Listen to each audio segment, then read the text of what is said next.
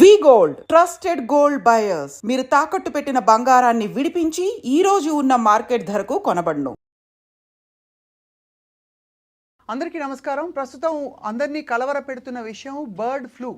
అసలు bird flu గురించి గతంలో కూడా చాలా చర్చలు వచ్చినప్పటికీ ఈసారి ఒక వ్యక్తికి సోకినట్టుగా వస్తున్న వార్తలు వాళ్ళ వల్ల ఇతరులకు కూడా సోకుతున్నాయా, నిజంగానే ఇది ప్రబలుతుందా, చికెన్ తినచ్చా తినకూడదా, పోల్ట్రీ విషయంలో ఏ జాగ్రత్తలు తీసుకోవాలి, ఈ ప్రశ్నలు మళ్ళీ మొదలైపోయాయి.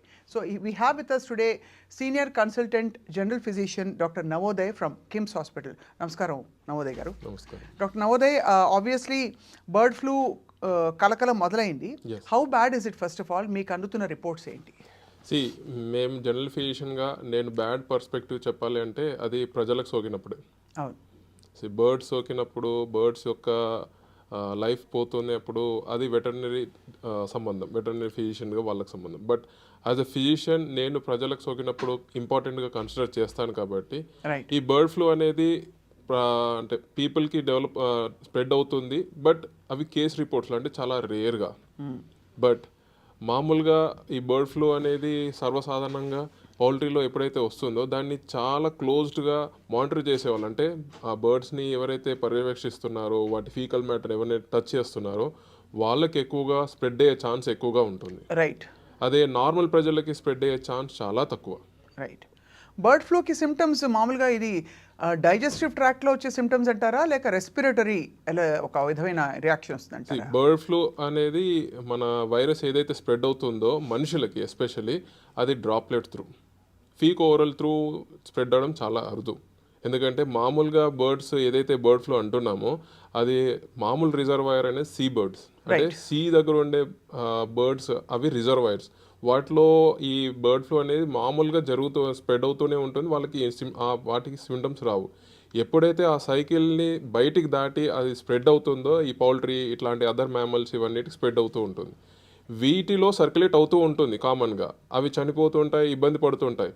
అనుకోకుండా ఏదైతే ప్రజలకు స్ప్రెడ్ అవుతూ ఉంటుందో చాలా తక్కువగా అంటే చాలా దగ్గరగా దాన్ని మానిటర్ చేస్తుంటారో వే ఆఫ్ స్ప్రెడ్ ఎవరికి ఎట్లా అంటే ఫీక్ ఓరల్. అంటే ఇప్పుడు అనుకోకుండా ఒక కోడికి మనకి బర్డ్ ఫ్లూ ఉంది, దాని మలంని టచ్ చేస్తారు, అనుకోకుండా హ్యాండ్ వాషింగ్ చేసుకోకుండా ముక్కు కానీ నోరు కానీ టచ్ చేస్తే ఆ వైరస్ స్ప్రెడ్ అయ్యే chance. So actually remote chances అయినా కూడా మరి బర్డ్ ఫ్లూ అంటే ఎందుకు అంత భయపడతారు? Is it a fatal illness? ఒక డిసీజ్ ఇబ్బంది చాలా మంది కన్సిడర్ చేస్తున్నారంటే అది ర్యాపిడ్గా స్ప్రెడ్ అయినప్పుడే. రైట్. ఆ ర్యాపిడిటీ స్ప్రెడ్ లేదు అంటే ఎక్కడో ఒకసారి ఒక కేసు వచ్చింది, తర్వాత 10 రోజులకి ఇంకో కేసు వచ్చింది, ఆ 10 రోజులకి ఇంకో కేసు వచ్చిందంటే ఎవరు భయపడరు. ఎందుకంటే దాని స్ప్రెడ్డింగ్ కెపాబిలిటీ చాలా తక్కువ ఉంది అన్నట్టు.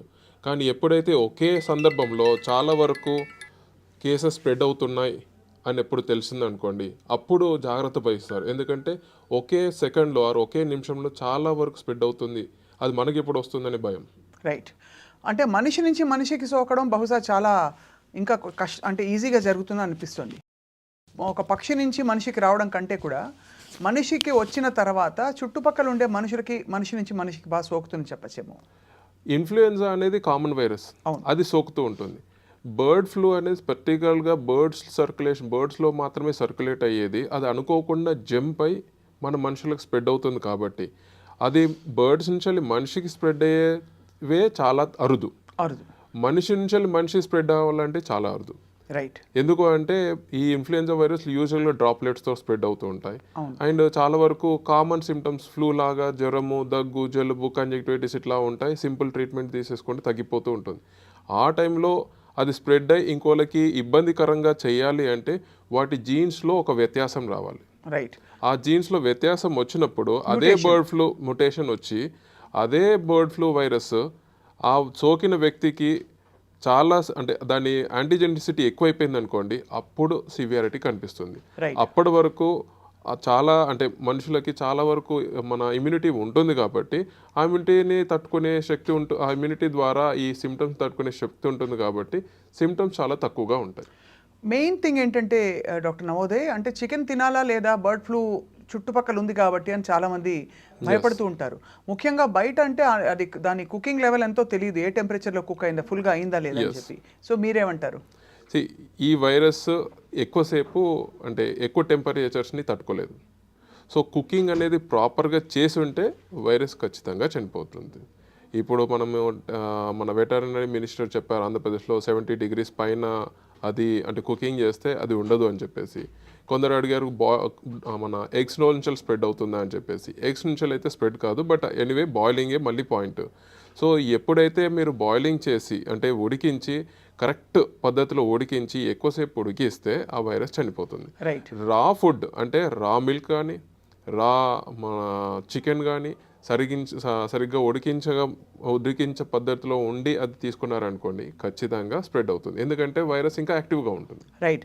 అంటే మనకి ఇక్కడ మీరు ఎక్స్క్రీషన్ అని చెప్పారు కాబట్టి, బర్డ్ ఎక్స్క్రీటా గురించి చెప్పారు కాబట్టి, గుడ్లకు ఒక పెద్ద ఫండమెంటల్ ప్రాబ్లం ఏముంటుందంటే గుడ్డుని ముట్టుకున్నప్పుడు మామూలుగా మనం చూస్తే అది ఎక్కడో అక్కడ అది కడుక్కోకుండా కూడా మనం మామూలుగా కూడా వాడాం. రైట్. సో మరి కోడిగుడ్లని హ్యాండిల్ చేయడం ఎలా చెప్పండి సార్? హ్యాండిల్ చేయడం మనము ఎప్పుడైనా కోడిగుడ్లు వచ్చినప్పుడు చాలా వరకు మనకు క్లీన్ చేసి కనిపిస్తాయి, అదే ర్యాపిడ్గా. కానీ మనకి సప్లై చేసే ముందు చాలా వరకు ఆ చెడు పదార్థం అంటే మన పాటీ ఉంటుంది కోడిది అంతా, సో అది మొత్తం క్లీన్ చేసిన తర్వాత కానీ మనకి సప్లై చేయరు. సో ఎప్పుడైతే సప్లై చేసే టైంకి సరిగ్గా క్లీన్ చేయలేదు అనేది ఒకటి, సరిగ్గా ఫామ్ కానీ కోడిగుడ్లు అంటే ఆ షెల్ కూడా సరిగ్గా లేనప్పుడు, ఇంకా ఇంటికి వచ్చిన తర్వాత దాన్ని సరిగ్గా బాయిల్ చేయడం. హాఫ్ బాయిల్డ్ అంటారు, రా ఎగ్ తింటారు చాలా మంది. అసలు ఈ టైంలో అది అవాయిడ్ చేయడం మంచిది. ఒక టైంలో అయితే కోడిగుడ్డు తీసి రా ఎగ్ తాగేసేవారు కదండి చాలా మంది. దాని ఎగ్జాంపుల్ నేనే, ఎందుకంటే చాలా వరకు మన అథ్లెటిక్స్కి ఏం చేస్తారు, రా ఎగ్స్ తింటే చాలా ఎనర్జీ వస్తుంది అని చెప్పేసి, అది ఒకప్పుడు చిన్నప్పుడు. బట్ ఈ టైంలో బర్డ్ ఫ్లూ అనే సర్క్యులేషన్లో ఉంది కాబట్టి ఈ టైంలో జాగ్రత్తలు వహించాలి. జాగ్రత్త పరంగా చూసుకుంటే బాయిలింగ్ అంటే కుకింగ్ ప్రాసెస్ కరెక్ట్గా ఉండాలి. కుకింగ్ తొందరగా 100% కూడా కుకింగ్ తొందరగా అంటే మనం మామూలుగా ఇంట్లో అయితే కుకింగ్ పద్ధతులు చాలా పర్యవేక్షిస్తాం, చాలా జాగ్రత్తగా చూస్తాం. బయట తిన్నప్పుడు పరిస్థితి ఏంటి రైట్ చెప్పలేము. ఉదాహరణకి చికెన్ లాలీపాప్స్ అని అమ్ముతారు, అలాగే బర్గర్స్ అమ్ముతారు, చికెన్ బర్గర్స్, తందూరి చికెన్ అమ్ముతారు, చాలా కబాబ్స్ అమ్ముతారు. వీటన్నిటిలో అంటే అప్పటికప్పుడు ఫ్రెష్ గా చేసేస్తారు కాబట్టి కస్టమర్లు అక్కడ నిలబడి తొందర పెడుతూ ఉంటారు, జల్దీ దేవ్ అని చెప్పి. టర్న్ ఓవర్ అంటే ఎక్కువ మంది వెయిటింగ్ చేస్తుంటారు కాబట్టి ఫటాఫట్ చాలా తొందరగా ఇవ్వాలి కాబట్టి ఏం చేస్తారు, తొందరగా ఉడికిందో లేదో చూడకుండా తీసేస్తారు. అది నూనె నుంచి కానీ కర్రీస్ నుంచి తీసేస్తారు, అప్పుడు ప్రాబ్లం అవుతుంది. ఎనీవే అది బేసికలీ సాల్మొనెల్లాకి దానికి కూడా ఒక పెద్ద అంటే అనుకూలమైన వాతావరణం, అండర్ కుక్డ్ అలాంటి వాతావరణం కాబట్టి ఏదైనా కుక్ చేసి తినాలంటారు. ఇలా ఇప్పుడు చిన్న పిల్లలకి పెట్టేటప్పుడు ఇమ్యూనో కాంప్రమైజ్డ్ వ్యక్తులకి చికెన్ కానీ మీట్ కానీ పోల్ట్రీ కానీ పెడుతున్నప్పుడు ఇంకా ఏమైనా జాగ్రత్తలు తీసుకోవాలా? ఇమ్యూనో కాంప్రమైజ్డ్ అన్నారు కాబట్టి జాగ్రత్తలు ఈ సెట్ ఆఫ్ పాపులేషన్ కొద్దిగా జాగ్రత్త ఉండాలి. అంటే మనం ఎంత కుకింగ్ చేసినా ఆ వైరస్ చనిపోదు అనే అపోహ పెట్టుకోవద్దు, కానీ సరిగ్గా కుకింగ్ చేస్తే మాత్రం ఆ వైరస్ చనిపోతుంది ఒకటి. కానీ అనుకోకుండా సిమ్టమ్స్ స్ప్రెడ్ అయినాయి అనుకోండి, ఎందుకంటే కామనెస్ట్గా మనుషులకు స్ప్రెడ్ కావాలంటే ఎయిర్ డ్రాప్లెట్స్ ద్వారా, అంటే దాన్ని ముట్టుకొని ఆ ప్రదేశంలో ఉండడం, లేకపోతే ఆ శాండ్ సడన్గా అది కాళ్ళతో అన్నప్పుడు ఆ ఫ్యూమ్స్ పైకి వస్తూ ఉంటాయి, అది పీల్చుకోవడం, ఇట్లాంటి ద్వారానే. కానీ మనం ఎక్కడో రిమోట్ ప్లేస్లో ఉండి మనకు వచ్చిందని టెన్షన్ పడడం, అది ఎగ్ ద్వారా తినడం, ఎగ్ ద్వారా లేకపోతే చికెన్ ద్వారా అని అనుకోవడం అంటే సరిగ్గా కుకింగ్ చేయని పద్ధతిలో మాత్రమే. అంతే. హ్యూమన్ టు హ్యూమన్ ట్రాన్స్మిషన్ మీరు మ్యూటేషన్ జరిగితే కానీ జరగదంటున్నారు. మ్యూటేషన్ హ్యూమన్ టు హ్యూమన్ జరిగినా మ్యూటేషన్ జరిగి వాటి యొక్క సివియారిటీ అంటే స్ట్రాంగ్నెస్ పెరిగితే కానీ సిమ్టమ్స్ సివియర్గా రావు. రైట్. కానీ హ్యూమన్ టు హ్యూమన్ కేస్ రిపోర్ట్స్లోనే మాత్రమే వెరీ రేర్గా హ్యూమన్ టు హ్యూమన్ ట్రాన్స్మిషన్ చూసాం. అదే మామూలు ఇన్ఫ్లుయెన్జా అనుకోండి ఈజీగా స్ప్రెడ్ అవుతుంటుంది. ఇప్పుడు మామూలు ఇన్ఫ్లుయెన్జాకు ఉండే మామూలుగా నిమోనియా వస్తుంది, ఫ్లూయిడ్ నిండిపోతుంది, ఈ లక్షణాలకి భిన్నంగా బర్డ్ ఫ్లూకి ప్రత్యేకంగా ఏమన్నా వస్తాయా? అంటే ఉదాహరణకి జిఐ ట్రాక్ట్లో మనకి ఇన్ఫెక్షన్స్ రావడము, డయేరియా రావడము, ఇట్లాంటివి, ఒళ్ళు నొప్పులు. ఇన్ఫ్లుయెన్జా మనం ఏదైతే కామన్గా చూస్తామో బర్డ్ ఫ్లూ ఇన్ఫ్లుయెన్జా అనేది ఒకే ఫ్యామిలీకి. సో ఫ్యామిలీ పరంగా చూసుకుంటే వాటి సిమ్టమ్స్ ఈ వైరస్ ఆ virus symptoms common. Conjunctivitis, upper respiratory, lower respiratory, diarrhoea common symptoms. ఏదో ఒక స్పెసిఫిక్ సిమ్టమ్ బట్టి ఇది బర్డ్ ఫ్లూ అని చెప్పడానికి వీలు కాదు, until otherwise we test it. ఇప్పుడు ఏపీ తెలంగాణలో మనకి చాలా చోట్ల పోల్ట్రీ ఫార్మ్స్లో ఇది కనిపిస్తుందని చెప్తున్నారు. సో మీరు for example sir your a doctor, మీరు ఏమైనా కొంచెం అప్రమత్తం అవుతారా? బీయింగ్ అ డాక్టర్ ఇంత అంటే మీకు అవేర్నెస్ ఉంది కాబట్టి కొన్ని రోజులు చికెన్ ఆపేద్దాంలే అనుకుంటారా? ఎందుకంటే ఎక్కడి నుంచి వస్తుందో చికెన్ తెలియదు, చెప్పడం కష్టం. అందులో మామూలుగా కూడా ఫుడ్ కంటామినేషన్, నిల్వలు, మీట్ నిల్వల్లో విపరీతమైన కంటామినేషన్ ఉందని చెప్పి ఫుడ్ సేఫ్టీ వాళ్ళు పట్టుకుంటున్నారు ఎప్పటికప్పుడు. సో అంటే ఇప్పుడు నేను డాక్టర్గా నేను ఏం ఆలోచిస్తాను, బర్డ్ ఫ్లూ వస్తుంది అంటే నార్మల్ పర్సన్గా డాక్టర్ పక్క పెట్టేసి నార్మల్ పర్సన్గా బర్డ్ ఫ్లూ వస్తుంది అని చెప్పేసి వింటాను. నేను ఎక్కడ ఉండి నాకు ఆ పౌల్ట్రీకి సంబంధం లేకుండా ఎక్కడో దూరం ఉన్నప్పుడు నేను ఏం జాగ్రత్తలు తీసుకోవాలి, ఎట్లా స్ప్రెడ్ అవుతుంటుంది, ఇంటికి వచ్చిన చికెన్ కానీ ఎగ్స్ కానీ నేను సరిగ్గా కుకింగ్ చేసుకుంటున్నాను అనేది ఒకటి, బయటికి వెళ్ళినప్పుడు నేను ఎక్కడ తింటున్నాను, అది కరెక్ట్ అయిన రెస్టారెంట్స్లో తింటున్నాను. ఎందుకంటే అన్ని చోట్ల సేమ్ మెథడాలజీ ఆఫ్ కుకింగ్ ఉండదు, కొన్ని చోట్ల మంచిగా కుకింగ్ కూడా చేస్తారు. సో బయటికి వెళ్ళినప్పుడు నేను ఏం జాగ్రత్తలు వహిస్తాను, బహుశా నేను ఈ టైంలో చికెన్ని తినను, అది చికెన్ తినకపోవడమే మంచిది అని చెప్పేసి చూస్తాను. ఎక్కడైతే కరెక్ట్గా కుకింగ్, ఇప్పుడు ఓవెన్లో పెట్టేసి ఎగ్ పఫ్ లాంటిది పఫ్స్ ఎగ్స్ కానీ బాగా హీట్ చేసి ఇస్తే పర్వాలేదు. But if it is not heated properly సర్టెన్గా నాకు డౌట్ ఉంటుంది. ఎందుకు, ఒకవేళ తిన్న తర్వాత నేను అనుకోకుండా సేమ్ మీరు చెప్పినట్టు ఫ్లూ కానీ లేకపోతే డైరియల్ సిమ్టమ్స్ వస్తే భయపడాలి. అప్పుడు నేను భయపడతాను, అరే నాకు వచ్చిందేమో అని చెప్పేసి, అప్పుడు నేను జాగ్రత్త పడాలి. But is it a fatal disease అండి? అంటే అదే చెప్పాను, until otherwise genetic mutation, Covid టైంలో ఎట్లయితే మ్యూటేషన్ జరిగి ఒక చేంజెస్ వచ్చింది వైరస్లో, అలాంటి మ్యూటేషన్ జరిగి ఆ వైరస్ ఒక ఇమ్యూనిటీ యాంటీజెనిసిటీ బాగా పెరిగితే తప్పిస్తే లేదు. ఇమ్యూనో కాంప్రమైజ్ స్టేట్లో ఆ సింపుల్ వైరస్ కూడా కొన్ని సిమ్టమ్స్ సివియారిటీ లెవెల్ పెంచవచ్చు. ఎందుకంటే దీనిలో మైల్డ్, మోడరేట్, సివియర్ అంటాం. సో ఆ ఇమ్యూనో కాంప్రమైజ్ పేషెంట్లో మోడరేట్ స్టేజ్కి వెళ్ళొచ్చు. కరెక్ట్. అలా ఫైనలీ డాక్టర్ గారు, మనకి ఏ ఫుడ్స్, మీకు అన్ని కామన్ ఫుడ్స్ తెలుసు పోల్ట్రీకి సంబంధించి, ఏ ఫుడ్ స్టఫ్స్కి సంబంధించి జాగ్రత్తగా ఉండండి అని చెప్తారు ఇవాళ మా వ్యూవర్స్కి? బయట ప్రదేశాల్లో తినేటప్పుడు చికెన్, ఎగ్స్, అంటే మనకి ఫ్రైడ్ రైస్ అలా చెప్తే కొంచెం అర్థం అవుతుంది. బండిలో fried rice, egg fried rice, chicken fried rice, chicken బిర్యానీలు, మటన్ బిర్యానీలు అండ్ రాయల్స్ యానిమల్స్ అంటే మ్యామల్స్ కూడా స్ప్రెడ్ అవుతుంది. ఇప్పుడు బర్డ్ ఫ్లూ ఇప్పుడు కాదు, మ్యామల్స్ కూడా స్ప్రెడ్ అయ్యే ఛాన్స్ ఉంది. ఫ్లూ అనేది కేవలం బర్డ్స్ మాత్రమే కాదు, మ్యామల్స్ కూడా స్ప్రెడ్ అవుతుంది, ఎట్లా అయితే మనకి మనుషులకు స్ప్రెడ్ అవుతుందో.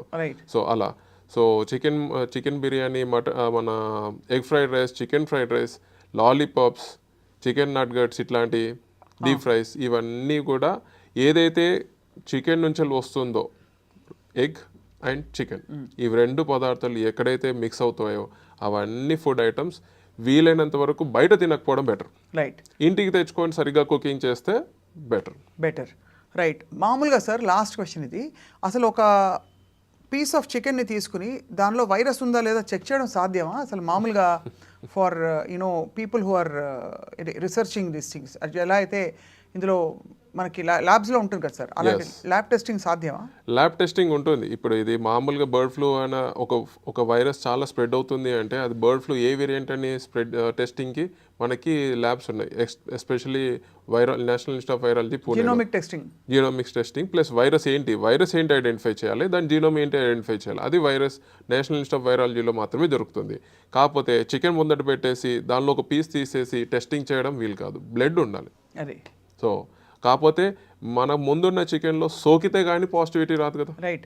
ఇప్పుడు ఒక చికెన్కి ఒక పోల్ట్రీ ఫామ్లో వచ్చేసింది బర్డ్ ఫ్లూ, అది మొత్తం పోల్ట్రీ ఫామ్ అంతా ఇంకా ఈజీగా, ఎందుకంటే మనము మామూలు వైరస్లో ఆర్ఓ వాల్యూ అంటాం. ఆర్ఓ వాల్యూ అనేది ఎంత ర్యాపిడిటీగా 10 మందికి స్ప్రెడ్, అంటే ఒక మనిషి నుంచి ఎంతమందికి స్ప్రెడ్ అవుతుందని, అది జనరల్గా మన పాపులేషన్ మనుషుల్లో చూస్తాం. అదే ఆర్ఓ వాల్యూ కనుక ఉంటే బర్డ్ ఫ్లూకి అది ఎక్కువ స్ప్రెడ్ అవుతుంది. ఎందుకంటే ఒకసారి ఒక బర్డ్కి ఒక పౌల్ట్రీ ఫామ్లో వస్తే పౌల్ట్రీ ఫామ్ మొత్తం బర్డ్స్ అన్ని ఈ డిసీజ్ పారిన పడిపోతుంటాయి. అండ్ అవి ఎలాగో చచ్చిపోతాయి బర్డ్ ఫ్లూ అంటే, దానికి మందేసి ఏం చేసినా ఎలాగో పనికిరావు. కానీ ఆ టైంలో ఎవరైతే దాన్ని మేనేజ్ చేస్తున్నారో అప్పుడు కూడా దాన్ని ఐడెంటిఫై చేయకుండా సప్లై చేయడము, లేదంటే కట్ చేసేసి చికెన్గా అమ్మడము, ఇలాంటివి చేసేస్తే అది చాలా మందికి ఇబ్బంది కలుగుతుంది. అండ్ పాపం మూగజీవాలు అవి బతికుండి బాగుంటేనే కట్ చేసి అవతల పడేస్తారు, తినేస్తారు. ఇప్పుడు బాగాలేకపోతే ఇంకేం వదిలేస్తారు, మొత్తం దాన్ని ఇంకా జీవితమే ఖతం అంతే. రైట్. డాక్టర్ నవోదయ్ చాలా యూస్ఫుల్ ఇన్ఫర్మేషన్ ఇచ్చారు ఐ డ్రీమ్ వ్యూవర్స్కి. Thank you so much sir. నమస్కారం.